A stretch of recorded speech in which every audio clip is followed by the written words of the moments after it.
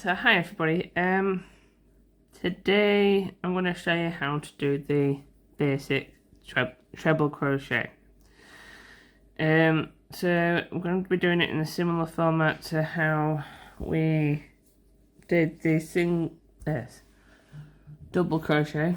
So we're going to be working back and forth. Now, I don't know if I touched upon it on the last episode within the series, but a treble crochet is twice the size of a double crochet. So you won't need to do as many rows on this. And these will work out a lot quicker than the double crochet.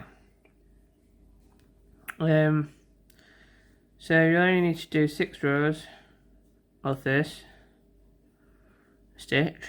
I'm still doing 12 stitches. And I will still talk to you about how to do a slip knot and chaining. So as it stands at the moment, you should in theory have anywhere between 15 and 20 squares of your previous one, which would be the double crochet, and you'll need about the same amount of squares in this one. Now, I don't know if I said in the last episode that if you wanted to change your colour up, and so you don't have to use this colour, because I will be changing my colour up. I'm only using this colour as my tutorial base, but I will have different coloured squares. I think I've got a yellow, a pink and a purple to play around with within the same yarn as I'm using. Now, if you are doing a blanket or a scarf,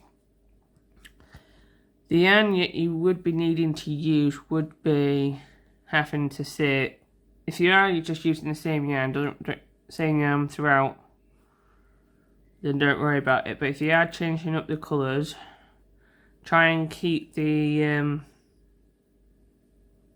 fibre the same and the thickness, the fibre and the thickness the same, because I'll explain in a couple of tutorials later about changing the fibres up, mainly because that does deserve a whole tutorial about itself.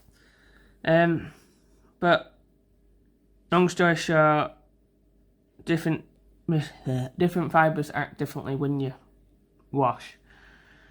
So you don't want to mix it up and not realise and shrink your work.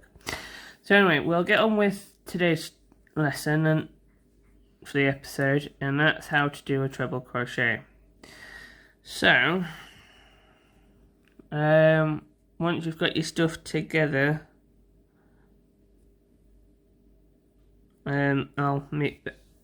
we'll start. So once you have got your stuff together, you'll need to do a slip knot on your hook. One second, I'm just going to move my camera a bit. Right, there we go. So once you've got your yarn and your hook that you're using, just remember you don't actually have to use the same yarn or the same hook size that I'm wanting.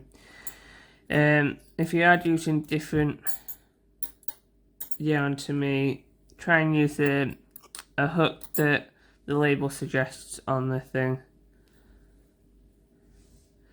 But anyway, to do a slip knot, I tend to wrap them around my fingers and loop it like that. And then I tend to kind of push that tail in through like that and pull the other one gently down to about there. Sometimes I leave a bigger tail than that, and then I just pull, like so. And then I'll put my hook in, pull like that, tightly, and that's a slip knot. Right, so once you've got your slip knot on your hook, wrap the yarn around your little finger and pull it up over your index finger to anchor it. So now we can start doing some chains. Now for this one, we've got the same amount of chains, or same amount of stitches even in this one as we have the other one. So that's a magic number 12. So to be able to get 12 stitches, we need to chain 14.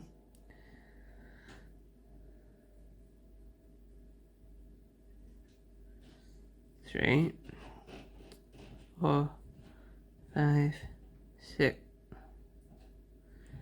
6, 7, 8, 9, 10, 11, 12, 13, 14. And the reason why I've chained 14 is because 3 of them will be classed as first treble. So that will be coming out of one of the stitches. So then we'll only need to do 11 more stitches in this row. So once you've got your set, so I will then go back and count how many you've got, just to double check.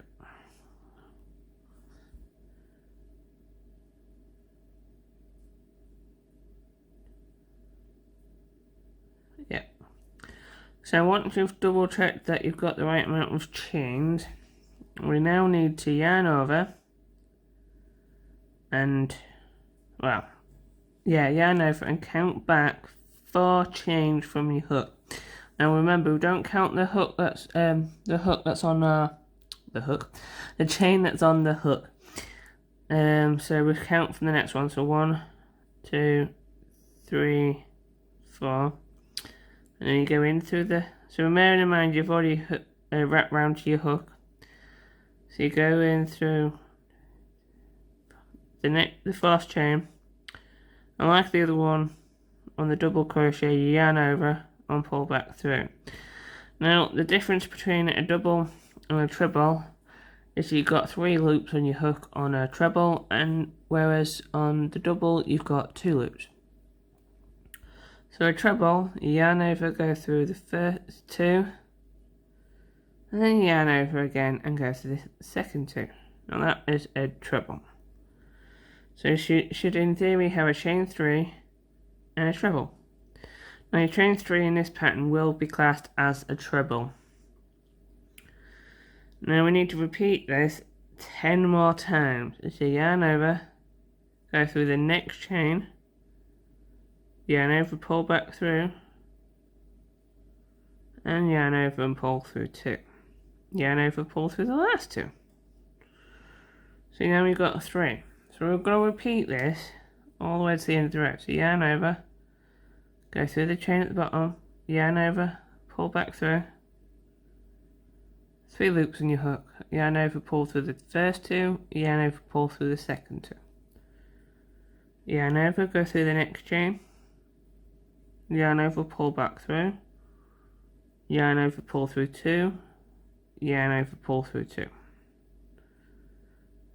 Okay, and now we'll do it again. So yarn over, pull through, yarn over, go through the next chain, yarn over, pull through, yarn over, pull through the first 2, and then pull through, yarn over and pull through the second 2.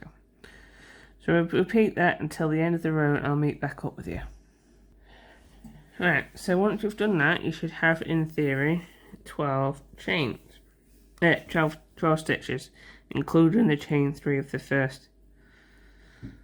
At the beginning, even on the first, at the beginning. So now, what we will be doing is chaining 3 every row to start the row. So row 2, in theory, will be the repeat row for the rest of the row, rest of the pattern. So chain 3 and turn your work.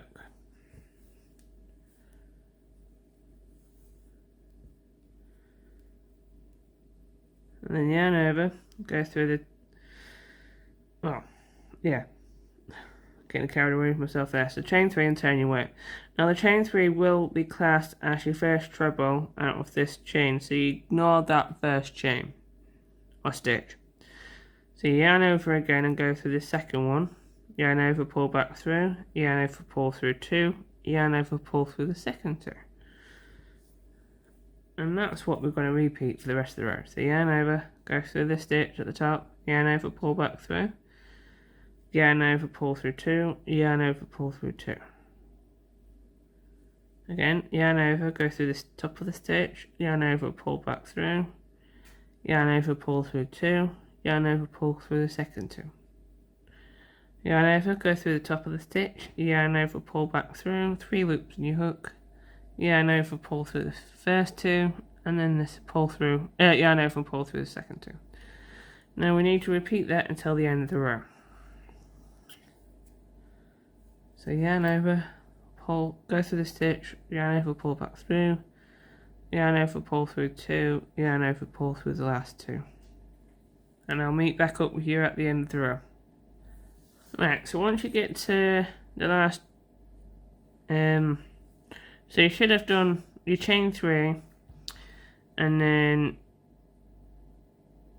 10 treble crochets.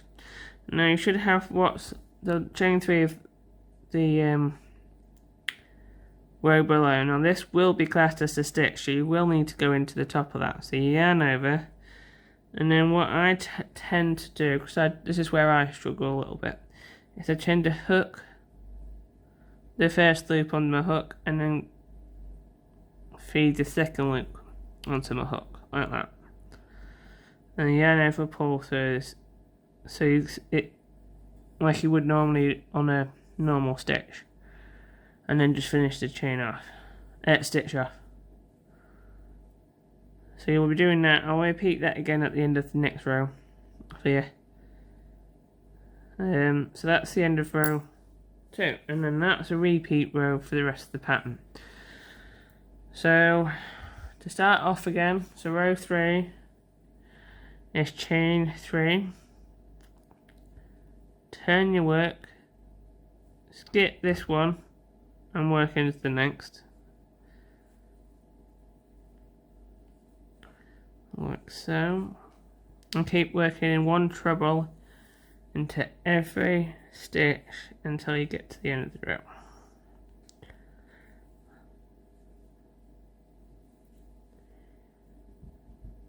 And I'll meet back up with you with the one less at the chain 3 space. Right, so once you get to your chain 3 space, you're literally getting these two, that loop and that back loop, onto your hook, like that. So you yarn over, loop that loop, hook that loop and that back loop on to your hook, yarn over, pull through, yarn over, pull through 2, yarn over, pull through the last 2. So you need to repeat this 3 more times, this row 3 more times to get a total of 6 rows. And I'll meet back up with you at that point to tie off. Right, so once you've done your last treble into your top of your last row, that's all that is. So that's all we need to do now. So you pull up the yarn like that with your hook, so you've got a bit of a loop.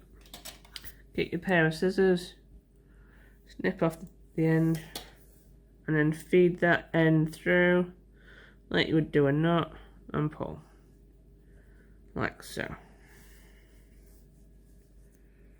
So that's the end of what the treble crochet square should look like.